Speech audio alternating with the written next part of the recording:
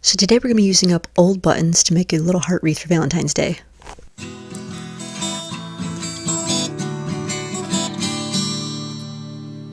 So start by gathering a bunch of various buttons of different shapes and sizes and colors.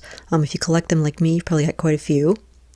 And then you just want to take some thin wire and thread your buttons onto the wire through the holes.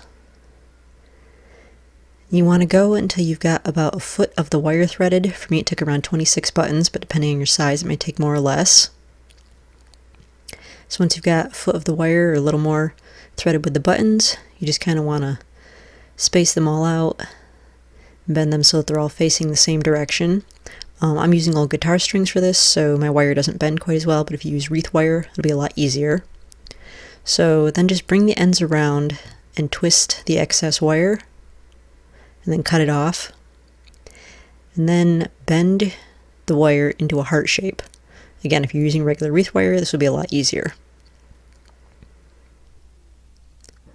So once you've got it bent into the heart shape, just take a piece of thin 1/8" ribbon and loop that around the very center of the heart, the top center, and then tie off the ends in a knot to make a little loop, and that'll be used for your hanger.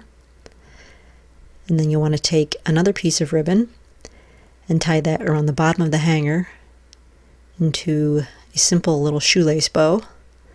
That'll just give it kind of a nice little touch, and you have a nice little heart wreath for Valentine's Day.